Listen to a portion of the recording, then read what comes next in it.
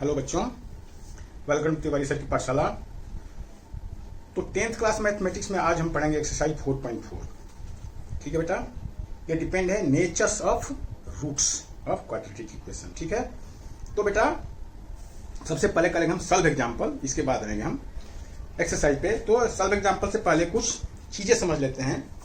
Quadratic equation का formula, quadratic formula जिससे कि हम रूट्स निकालते हैं, वो क्या होता है? यानी x की वैल्यू होती है minus B plus minus root के अंदर B square minus 4ac upon 2a। ये क्वाड्रेटिक फॉर्मूला है। ठीक है बेटा, तो देखो आप यहां से समझने की कोशिश करिए। ये प्लस और माइनस जो होता है वो ये रूट के अंदर जो चीज है इसके लिए होता है। ठीक है, ये वाला यदि ये चीज नहीं है यानी ये जीरो है तो प्लस माइनस का तो कोई मतलब ही नहीं रह गया ना। तब तो प्लस माइनस का कोई मतलब ही नहीं रह गया। यदि जीरो है तो इसका मतलब क्या हो गया? यदि b square minus 4ac equal to zero हो गया तो x की वैल्यू यानी दो वैल्यू आती है, ये पता है ना। यानी x की दो वैल्यू आएगी तो x की वैल्यू एक हो जाएगी माइनस बी अपॉन 2a और दूसरा वाला भी माइनस बी अपॉन 2a होगा। ये बात समझ में आ गई आपको? दोनों ही वैल्यू b अपॉन 2a, क्योंकि ये तो हो गया खत्म, ये तो हो गया खत्म। ठीक है, तो दो वैल्यू आएगी, x की वैल्यू b। तो क्या समझा आपने कि यदि इसको बोलते हैं डिस्क्रिमिनांट, क्या बोलते हैं? डिस्क्रिमिनांट बेटा। ठीक है, यानी डिस्क्रिमिनांट इस फॉर्मूले के अंदर, इस फॉर्मूले के अंदर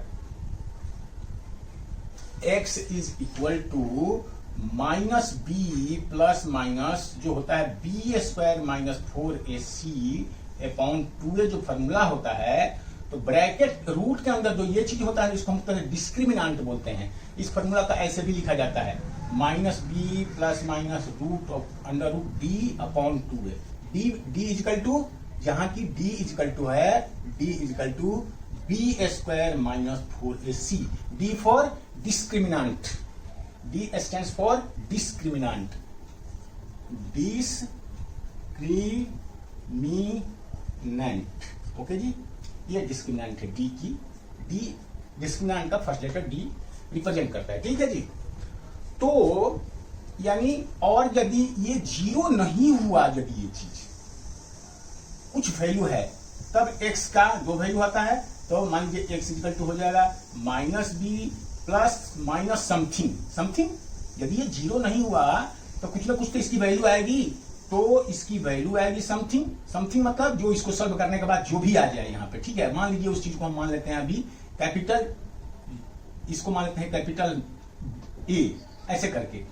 तो इसकी वैल्यू जो भी आएगी यदि उसको A मान लीजिए आप, तो ये फॉर्मूला बन गया। तो कहने का मतलब कि x की दो वैल्यू होगी, x equal to minus B plus a upon 2a and हो जाएगी minus b minus a upon 2a। तो कहने का मतलब है कि इसके ऊपर जो डिस्क्रिमिनांट है, ये डिस्क्रिमिनांट के ऊपर इसकी वैल्यू डिपेंड करती है कि यदि डिस्क्रिमिनांट जीरो हो गया, यदि डिस्क्रिमिनांट जीरो हो गया बेटा, तो ये वाला चीज ही खत्म हो गया, तो प्लस माइनस भी खत्म हो गया। तो क्या बचा? Minus b by 2a minus b by 2a। यदि, तो यही चीज मैं लिख रहा हूं कि यदि डिस्क्रिमिनांट जीरो हो गया, इफ डिस्क्रिमिनांट इज जीरो, तो ये चीज मैं लिख रहा हूं। ठीक है, कि इफ डिस्क्रिमिनांट यानी कि d is equal to zero, then both roots will be identical, मैंने दोनों रूट इक्वल होंगे और उनकी वैल्यू क्या होगी? Minus b by 2a minus b by 2a। Each हो जाएगा माइनस बी बाई 2a, है ना। देखा ना, यहां से minus B plus minus zero upon 2a, तो ये तो हट गया, तो माइनस बी बाई 2a बचा, तो माइनस बी बाई 2a और माइनस बी बाई 2a दोनों ही हो जाएंगे। तो पहली बात तो ये आएगी, यदि d is greater than zero आ गया, है ना, minus B plus minus B square minus 4ac upon 2a। तो यदि ग्रेटर देन 0 यानी ये पॉजिटिव चीज है तो इसकी दो वैल्यू होगी। देन रूट्स दोनों जो होंगे, then both roots will be different. ठीक है, दोनों रूट तो निकलेंगे लेकिन वो दोनों डिफरेंट होंगे, एक में प्लस लग जाएगा और एक में माइनस लग जाएगा। लेकिन बेटा, और दोनों रियल होते हैं, याद रखना, both root will be real तो है ही, रियल एंड आइडेंटिकल, यहां will be real and different, यहां हो जाएगा रियल एंड डिफरेंट। यानी जब रूट निकल रहा है, यदि रूट निकल रहा है यानी सॉल्व हो रहा है, सोल्यूशन निकल रहा है, तो रियल ही सोल्यूशन निकल रहा है आपको रियल नंबर ही पढ़ना है, अनरियल के लिए तो सोचना ही नहीं है अभी आपको। लेकिन यदि ये बी स्क्वायर माइनस 4ac यदि लेस देन 0 है बेटा, लेस देन 0, तो रूट में क्या हो जाएगा, नेगेटिव क्वांटिटी आ जाएगी। बी स्क्वायर माइनस 4ac की वैल्यू मान लीजिए कि माइनस समथिंग आ गया, माइनस a आ गया, तो प्लस माइनस क्या हो जाएगा, ये हो जाएगा माइनस b प्लस माइनस और यहां minus a upon 2a suppose करो। अब रूट के अंदर यदि नेगेटिव साइन होता है ना तो वो रियल नंबर नहीं होता है। रूट के अंदर यदि नेगेटिव साइन है बेटा तो जो भी नंबर, इसका रूट निकल ही नहीं सकता, ये रियल नंबर नहीं है, ये इमेजिनरी नंबर कहलाता है बेटा, जो कि आपको 11th क्लास में इसके बारे में पढ़ना है, अभी नहीं पढ़ना है। यानी यहां पर लिखोगे कि रूट पॉसिबल नहीं है, रूट रियल नंबर नहीं आएगा। तो अब यदि इफ यहां पर if discriminant is less than 0 यानी नेगेटिव, यानी कि कह लो नेगेटिव यदि है discriminant, then roots will not be real. यानी आप कहोगे कि उसका रूट निकाला नहीं जा सकता है, एक्स की वैल्यू नहीं निकाला जा सकता है। यानी निकाला तो जाएगा लेकिन वो रियल नंबर नहीं होगा, वो अनरियल नंबर होगा, इमेजिनरी नंबर होगा, जो कि हमारे लिए अभी 10th क्लास में उसका कोई मीनिंग नहीं है। आप ये कहोगे कि रूट इज नॉट पॉसिबल, ये लिख दोगे आप सीधी सी बात। तो ये 3 कंडीशन है बेटा, 3 चीजें हैं आपको याद रखना है, ये 3 कंडीशन है। यदि डिस्क्रिमिनेंट 0 हो गया, डिस्क्रिमिनेंट का मतलब क्या, बी स्क्वायर माइनस 4ac, यही डिस्क्रिमिनेंट है। इसकी वैल्यू निकालेंगे, यदि ये 0 आ गया तो हम कहेंगे कि दोनों रूट रियल होंगे और इक्वल होंगे, आइडेंटिकल होंगे, और वो -b/2a होंगे।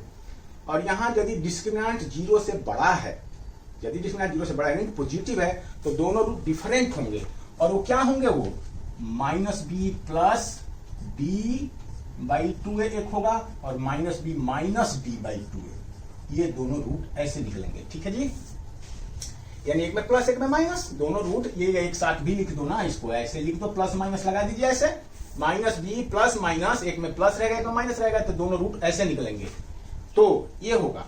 और यदि डिस्क्रिमिनेंट नेगेटिव है सॉरी, यदि डिस्क्रिमिनेंट नेगेटिव है तो हमारे लिए एप्लीकेबल नहीं है, हम बोलेंगे कि रूट नहीं निकल सकता इसका। ठीक है बेटा, तो ये 3 हमने कैरेक्टरिस्टिक्स पढ़ा रूट्स के बारे में। आगे बढ़ते हैं, इसको नोट कर लीजिए आप। अब देखिए पहला एग्जाम्पल हम करते हैं। ठीक है, एग्जाम्पल इसमें है, फर्स्ट एग्जाम्पल है बेटा एग्जाम्पल नंबर 16। एग्जाम्पल नंबर 16 क्या कह रहा है, find the discriminant of the quadratic equation and hence find the nature of root. Nature of root का मतलब है कि दोनों रूट रियल होंगे या रियल नहीं होंगे, या दोनों इक्वल होंगे या डिफरेंट होंगे, ये नेचर ऑफ रूट का मतलब है। ठीक है, ये बताना है हमको कि अब ये देखो क्या है, पहला है 2x square minus 4x plus 3 = 0। ठीक है जी, ये है। तो यहां नेचर ऑफ रूट बताना है। पहले कहते हैं डिस्क्रिमिनेंट निकालिए, तो डिस्क्रिमिनेंट क्या है, डिस्क्रिमिनेंट इक्वल टू होता है b स्क्वायर माइनस 4ac। तो चलिए b क्या है यहाँ पर, ABC है ना, ये तो आपको मालूम है ना, चलो पहले लिख देता हूं यदि आपको डाउट है तो। 2x square plus minus 4x plus 3 equal to 0। इसको ऐसे लिखेंगे ना, स्टैंडर्ड फॉर्म हो गया ये। तो पहला ए, दूसरा बी, तीसरा सी इजकल टू 0 हो गया। यानी आप समझ सकते हैं यहाँ पर कि ए है वो 2 है, बी है वो -4 है, और सी जो है वो 3 है। तो अब डिस्क्रिमिनेंट निकालिए, बी स्क्वायर -4ac। तो बी की वैल्यू क्या है बेटा, -4 का स्क्वायर माइनस, कई बच्चे क्या करते हैं ना, इसमें ब्रैकेट नहीं लगाएंगे और ऐसे कर देते हैं बेटा। ये बहुत बड़ी मिस्टेक मानी जाती है, क्योंकि यदि आपने ब्रैकेट नहीं लगाया है तो इसका मतलब कि सिर्फ 4 पर स्क्वायर है, इसका मतलब होगा -16। ये याद रखना, ब्रैकेट के ये माइनस साइन के ऊपर भी आपको ब्रैकेट लगाना है, तब जाके ये पॉजिटिव हो जाएगा, ठीक है। तो यहाँ b पर स्क्वायर है, b क्या है, -4 है, तो -4 पर स्क्वायर का मतलब ये है कि -4 को ब्रैकेट में डाल के तब स्क्वायर लगाएंगे। और 4 a मतलब 2 और c मतलब 3, ठीक है जी। तो कितना आया ये, 16 माइनस 4 गुना 38 का 24, 24 आ गया। तो ये क्या आएगा बेटा, ये -8 आ गया। माइनस जो नेगेटिव है बेटा। तो अभी आपने सीखा था कि यदि discriminant, since discriminant is less than 0, so roots will not be real. ये आपका आंसर हो गया। रूट्स रियल नहीं होंगे, या आप लिखिए कि रूट्स कैनट बी ऑब्टेन्ड, जो भी आप समझ लें। मतलब रूट तो निकलेगा, लेकिन वो 11th क्लास में जाओगे ना, तो 11th क्लास में ये क्वेश्चन हो जाएगा कि यस इसका रूट ये होगा इसका आंसर। लेकिन 10th क्लास के लिए अप्लीकेबल नहीं है, क्योंकि इमेजिनरी नंबर अभी आपने नहीं पढ़ा है। इसका रूट जो है वो इमेजिनरी नंबर होगा, रियल नंबर नहीं होगा बेटा, क्योंकि 10th क्लास तक रियल नंबर ही पढ़ना है आपको, रियल नंबर के आगे नहीं जाना है।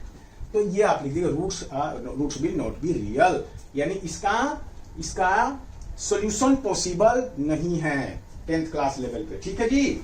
चलिए आगे बढ़ते हैं, क्वेश्चन नंबर 17 करते हैं। एग्जाम्पल नंबर 17 जो एप्लीकेशन है, क्वाड्रेटिक इक्वेशन का एप्लीकेशन है बेटा, और ये क्वेश्चन इंपॉर्टेंट भी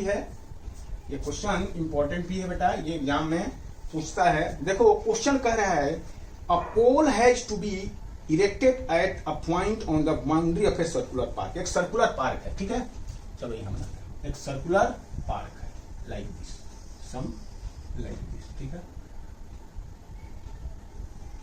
ऐसे है कुछ बेटा है। और कह रहा है कि इसका park diameter 30 centimetre, such a way that difference of its distance from both diametrically opposite fixed gate A and B. देखो ये डायमेट्रिकली अपोजिट गेट है, यहाँ पर गेट नंबर 1 ए और यह गेट नंबर बी। ये ए गेट है और ये गेट बी है बेटा, ऐसे है। ये बात समझ में आई आपको। फ्रॉम ए एंड बी और बाउंड्री 7 कहना है कि distance to diametrical gate A and B boundary is 7 metre. Difference कह रहा है, डिफरेंस। तो क्या क्वेश्चन समझिए फिर से। क्वेश्चन ये कह रहा है कि कहीं पर एक पोल हमें खड़ा करना है बेटा, एक पॉइंट है। क्वेश्चन को ये आपके बुक आपके पास में है, आप पहले पढ़ लीजिएगा, बाद में पहले हम जो समझा रहे हैं वो समझ लीजिए। देखिए एक सर्कुलर बाउंड्री है, सर्कुलर पार्क है, और एक डायगोनली इसका डायमीटर जो है वो 13 मीटर है बेटा, ठीक है, 13 मीटर इसका डायमीटर है, 30 मीटर। अब कह रहा है कि यहाँ कोई एक पॉइंट है इसके बाउंड्री के ऊपर में, वहां हमें एक पोल लगाना है, यहाँ पर पोल इन सच ए वे ये कि दोनों ही जगह से जो इसका डिफरेंस है, यानी इन दोनों डिस्टेंस का डिफरेंस, ठीक है, इस पोल का दोनों गेट से डिस्टेंस का डिफरेंस है वो कितना है, तो 7 मीटर। तो देखो बेटा, यदि इसको x ले लो तो डेफिनेटली ये x + 7 लिखेंगे इसको हम। क्वेश्चन के अनुसार मान लीजिए पोल यहां पर है, ये this is pole point P। तो पोल यदि आप ये ले लो सपोज ये, तो इसका दोनों ही एंड से, यानी दोनों गेट से जो डिस्टेंस है वो 7 मीटर का डिफरेंस है, ठीक है। यदि आप चाहो कि हम इसको x ले लें, इसको x ले लें x, तो इसको x - 7 भी लिख सकते हैं, क्योंकि तो भी डिफरेंस 7 का हो गया। या यदि आप इसको x लिखो तो x + 7 ले लेंगे, क्योंकि हम ये मान रहे हैं कि ये बड़ा है, ठीक है ना।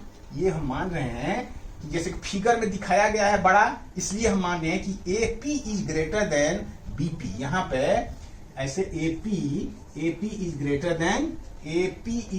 देन BP है।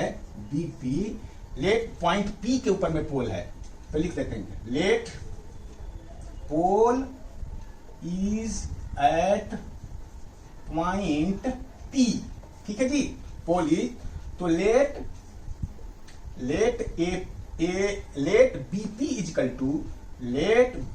Is equal to X, then AP equal to कितना होगा X प्लस 7, क्योंकि AP जो है वो बड़ा है BP से। ये है बेटा, AP जो है वो BP से बड़ा है।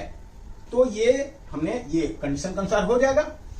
समझ में आ रहा है ना कि ये दोनों डिस्टेंस का डिफरेंस 7 है, यानी ये बड़ा वाला है, ये छोटे वाले से 7 ज्यादा है, ये मतलब है।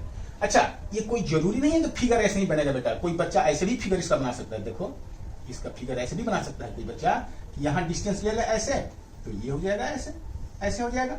तो ये P है, तो अब ये वाला बड़ा दिखा दिया आपने, तो इसको आप ये X लोगे तो ये X प्लस 7 हो जाएगा। ऐसे ऐसे आप ले लोगे, ऐसे भी हो सकता है। ये फिगर आप खुद बना सकते हैं, तो इसलिए अब जो हम जैसे किए थे वैसे फिर वापस लिख लेता हूं। आपको रटना नहीं है, है ना, आपको रटना नहीं है। तो ये है आपका फिगर, ठीक है जी। तो अब ये कह रहा है बेटा इसमें आपको, तो show what distance from the two gates should be the pole be erected. तो बेटा यहाँ x की वैल्यू आपको निकालनी है, क्योंकि ये आपने x लिया है, तो ये x प्लस 7 हो गया। तभी तो x की वैल्यू निकालोगे, तभी तो कहोगे कि इन दोनों ही गेट से ये पोल कितनी डिस्टेंस पे है, यानी x की वैल्यू निकालनी है आपको।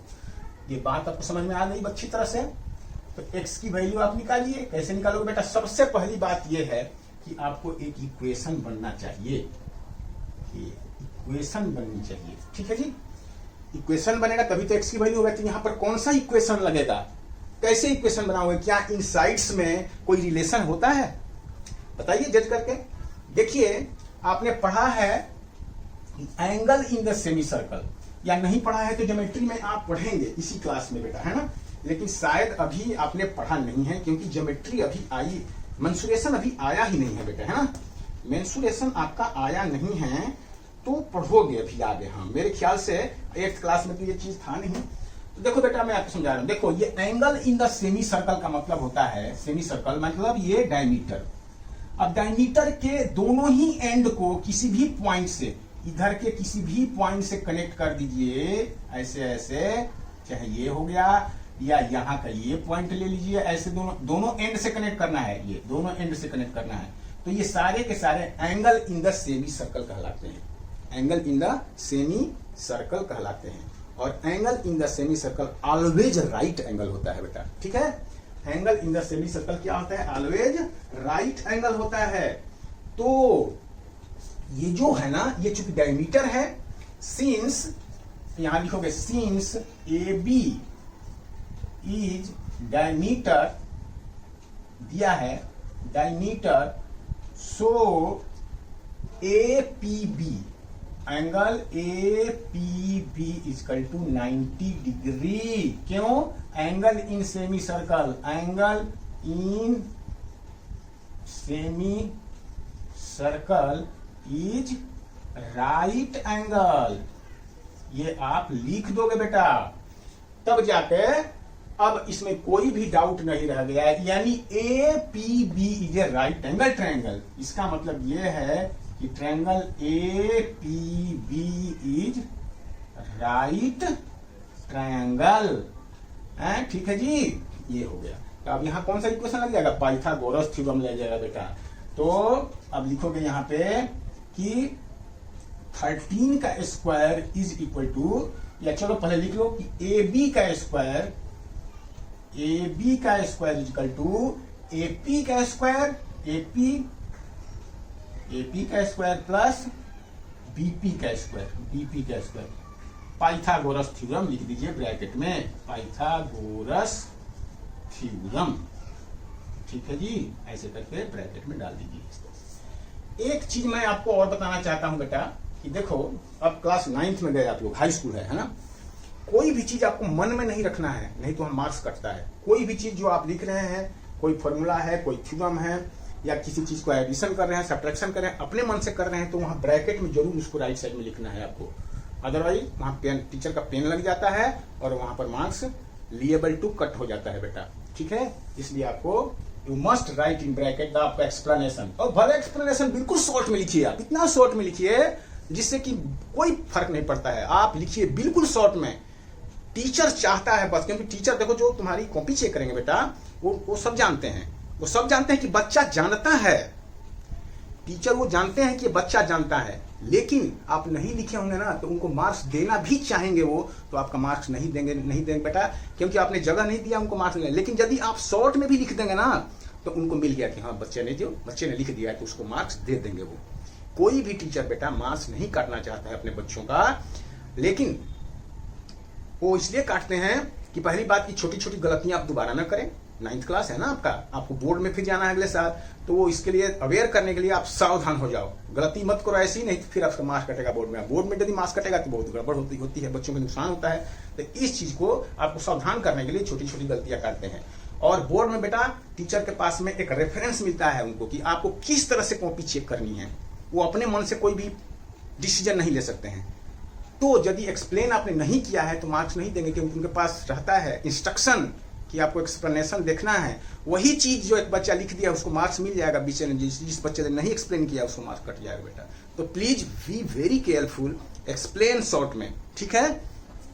हाँ, तो जैसे हमने ये लिख दिया पाइथागोरस थ्योरम, या यहाँ दिया angle in the semi circle is right angle, ये आपको लिखना जरूरी है, मन में नहीं रखना है आपको। मन में रखोगे तो मार्क्स कटेगा, डेफिनेटली मार्क्स कटेगा। तो चलिए अब लगा दीजिए यहाँ पे। तो इसका मतलब है कि 13 का स्क्वायर इक्वल टू हो जाएगा x का स्क्वायर और प्लस x प्लस 7 का होल स्क्वायर, ठीक है जी। अब चलिए इसको हम आगे करते हैं, अब तो जरूरत नहीं है, अब ये ऊपर से मिटा देता हूं, ये तो आप नोट कर ही चुके होंगे, ये फिगर वगैरह सब खत्म कर दे रहा हूं, आपने नोट कर लिया, ये भी क्लियर कर देता हूं। तो अब हम यहां पर आ गए है ना। तो चलिए इसको लिखेंगे 169 is equal to X square plus, इसको लिखेंगे A square plus 49 B A square plus B square plus 2ab मतलब 14x, ठीक है जी। ये आ गया आपका 14x। तो इस तरह से आगे सॉल्व करिए, ये हो जाएगा 169 is equal to 2x square plus 14x plus 49, ठीक है जी। 2x square plus 14x plus 49। अब यहां यदि हम जीरो कर दें, 0 is equal to 2x square plus 14x plus 49 और माइनस 169, तो क्या बना बेटा 0 इज इक्वल टू हो जाएगा 2x square plus 14x minus कितना हो जाएगा 0 और 2 और 1, ये हो गया बेटा, है ना। तो ये आपका, अब देखो 2 इसमें से कॉमन आ सकता है, यानी कि 0 इज इक्वल टू 2 लेने बाद x square plus 7x minus 60, और 2 इधर आके क्या हो जाएगा बेटा 0 होके नीचे आएगा, यहाँ पर 2 तो डिवाइड होके बन जाएगा 0, यानी अल्टीमेटली आपका इक्वेशन ये बना x square plus 7x minus 60 equal to 0। यदि मैं इसको सीधा करना चाहता हूं तो अगले स्टेप में ऐसे लिख दूंगा x square plus 7x minus 60 equal to 0, ये बन गया आपका। अब बेटा यहां पर हमें x की वैल्यू निकालनी है, तो जैसे आपको अच्छा लगता है वैसे, चाहे तो आप मिडिल टर्म स्प्लिट से निकालिए या क्वाड्रेटिक फार्मूला से निकालिए। तो चलिए हम क्वाड्रेटिक फार्मूला से निकाल लेते हैं। तो क्वाड्रेटिक फार्मूला से हम निकालेंगे तो यहाँ पर ये a है, ये b है, ये c है ना, यही होगा ना। a यहाँ पर क्या है, देखो ये लिखना तो जरूरी नहीं है, हम लिख देते a इजिकल टू 1 इसका कोफिशिएंट, b इजिकल टू 7 और c इजिकल टू माइनस 60। ये आपको ध्यान रखना है, ये साइन को भी लेना है साथ में। तो ये a b c आपका ये वाला चीज बन गया। ये लिखना जरूरी नहीं है, लेकिन यदि आप लिख भी दोगे तो कोई गलत नहीं होगा। ये हियर ऐसे करके हियर, तो x की वैल्यू क्या होगी, x इक्वल टू माइनस, पहले फॉर्मूला लिख लो, माइनस बी और इसमें लिख देंगे b square minus 4ac upon 2a minus b मतलब -7 plus minus B square, b क्या है यहाँ पे 7 का स्क्वायर माइनस 4a क्या है यहाँ पे a1 है 4a और c क्या है बेटा -60, तो ये 60 लिखेंगे और इसके माइनस के चलते ये बन जाएगा प्लस अपॉन 2a, तो 2 इंटू a मतलब 1, ये आपका x की वैल्यू बनेगी। अब तो चलिए आगे सॉल्व करिए। -7 प्लस माइनस 7 7 जा 49 और प्लस 6 चौका 24 240, तो ये कितना बना बेटा बाई 2a इंटू 2, यानी ये बना -7 प्लस माइनस कितना हो गया ये 289 है ना, 289 बनेगा 9 8 और 2, ये ऐसे और ये हो गया 2 और 289 17 का स्क्वायर होता है बेटा, ठीक है 17 इंटू 17 17 7 19 से और 17, हाँ जी 289, यानी अब इसका स्क्वायर रूट 17 हो जाएगा बेटा -7 प्लस -17 अपॉन 2, तो इस तरह से x की वैल्यू क्या आएगी, एक तो होगा -7 प्लस 17/2 और एक होगा -7 -17/2 है ना। तो देखो ये तो आ गया जो है नेगेटिव है, -17 -7 कितना हो गया -24/2, -24/2 तो नेगेटिव नंबर हो गया, और ये डिस्टेंस था है ना, ये डिस्टेंस था ना पोल का गेट से डिस्टेंस, तो डिस्टेंस कभी नेगेटिव हो नहीं सकता है, तो लिखोगे it is not applicable as distance cannot be negative, ये इस तरह से करें इसको। तो x की वैल्यू क्या आ गई, x की वैल्यू आ गई x इज इक्वल टू आ गया 10 बाई ये कितना होगा -7 प्लस 17 10/2 यानी कि 5 मीटर। तो इस तरह से एक था कितना, एक x था जो एक 5 और एक x प्लस 7 था, तो डिस्टेंस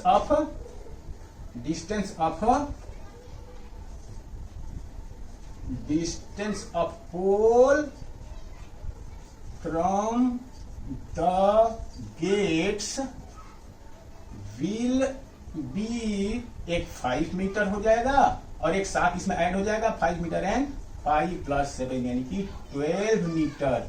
इस तरह से ये आपका आंसर हो गया बेटा, ठीक है जी, यही आंसर होना चाहिए। चेक करो एक बार, तो 5 मीटर बिल्कुल ठीक है बेटा, है ना 5 मीटर, तो 5 एंड 12 बिल्कुल ठीक है जी। चलिए आगे बढ़ते हैं हम, ठीक है।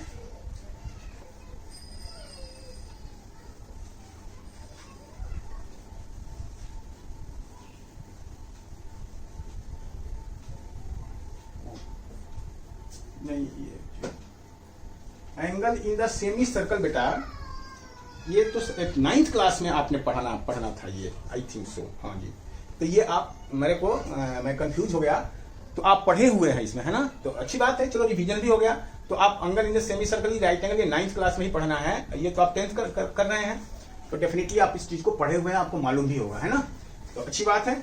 चलिए हम आगे करते हैं वो एग्जाम्पल नंबर 18, ठीक है बेटा, example number 18।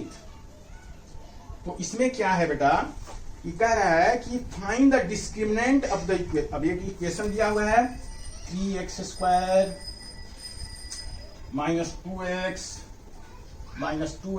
Plus 1/3 is equal to 0। तो कह रहा है कि find the discriminant of the equation this मट, hence find the root nature of root, और इसके बाद find them if they are real, ठीक है जी। यानी देखो इसका आपको रूट निकालना है, डिस्क्रिमिनेंट निकालना। डिस्क्रिमिनेंट का मतलब होता है कि पहले डिस्क्रिमिनेंट से आपको ये पता लग जाएगा कि इसका रूट निकलेगा तो कैसा निकलेगा, रियल होगा कि रियल नहीं होगा। रियल नहीं होगा तो निकालना ही नहीं है, और रियल यदि होगा तो दोनों इक्वल होंगे कि दोनों डिफरेंट होंगे, ये है, ये पहले पता लग जाएगा नेचर से। तो ये कह रहा है कि पहले नेचर बताइए, और यदि पॉसिबल है कि रियल होगा तो बताओ कि रूट उसके कैसे होंगे, मतलब डिफरेंट होंगे कि रियल होंगे, और फिर निकालो भी उनको। ये है क्वेश्चन, ठीक है। तो क्वेश्चन के स्टेप्स को पढ़ना है आपको कि क्वेश्चन कितने स्टेप में पूछ रहा है, उतने स्टेप में आंसर देना है, बहुत ही केयरफुल रहना है। आता है ऐसे नहीं होता है बेटा कि क्वेश्चन तो मुझे आता है हमने कर दिया। क्वेश्चन का स्टेप किस तरह से पूछा जा रहा है, आप क्वेश्चन को ध्यान से पढ़िए स्टेप वाइज, और जिस तरह से स्टेप में क्वेश्चन पूछा उसी स्टेप में आपको आंसर भी देना है, तब जाकर आपका फुल मार्क्स मिलेगा। अदरवाइज आप क्वेश्चन जानते हैं, आपने सही किया है, फिर भी आपका मार्क्स कटेगा। ठीक है ना। तो देखो सबसे पहला क्वेश्चन क्या है, ये find the discriminant of this. तो पहले डिस्क्रिमिनेंट निकालो। अब देखो डिस्क्रिमिनेंट के लिए आपका ए यहाँ पर 3 है, बी यहाँ पे -2 है और सी यहाँ पे 1/3 है। ठीक है जी। इसको ऐसे लिखेंगे ना हम कि 3x² प्लस -2x और प्लस 1/3, ये हो गया, ये स्टैंडर्ड फॉर्म में हो गया। तो ये ए है, ये बी है, ये सी है। तो डिस्क्रिमिनेंट D इक्वल टू होता है b² - 4ac। तो b क्या है, -2 का स्क्वायर -4, a क्या है 3, c क्या है 1/3, ये है आपका c। तो ठीक है, चलिए निकालिए। 4 माइनस ये 3 से 3 कट गया, तो ये 4 - 4 तो क्या हो गया बेटा 0। तो डिस्क्रिमिनेंट 0 आ गया, डिस्क्रिमिनेंट इज 0। तो क्या लिखोगे, both root will be real and equal, hence both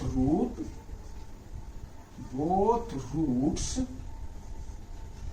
will be real and equal, है ना।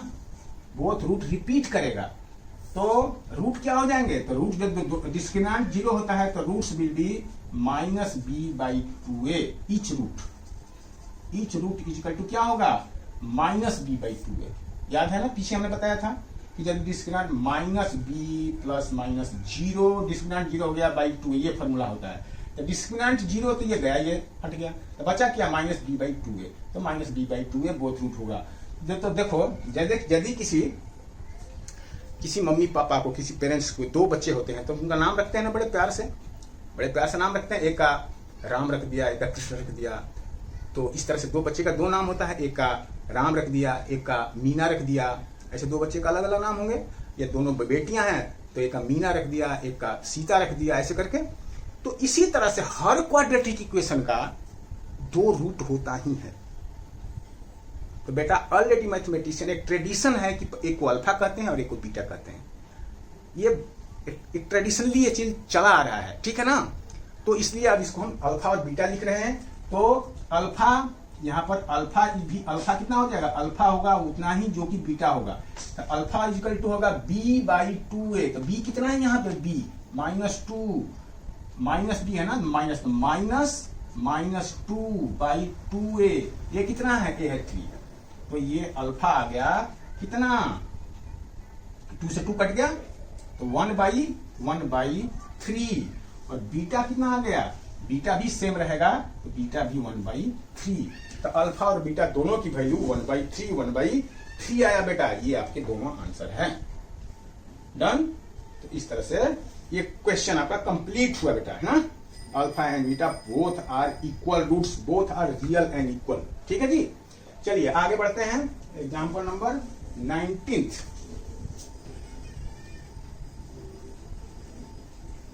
तो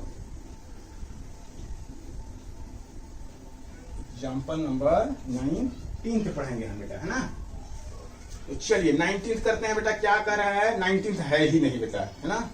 19 है ही नहीं, आई एम सॉरी, देखा नहीं हमने। अब है आपका एक्सरसाइज 4.4। तो एक्सरसाइज 4.4 भी हम करेंगे, लेकिन फिर उसको हम अगली वीडियो में कर लें तो ज्यादा बेटर रहेगा बेटा, क्योंकि यदि ये सारे क्वेश्चन को एक साथ करते हैं तो थोड़ा लंबा हो जाएगा। तो अगली वीडियो में मिलते हैं एक्सरसाइज 4.4 के साथ में, ठीक है। ओके, थैंक यू बेटा, ऑल द बेस्ट।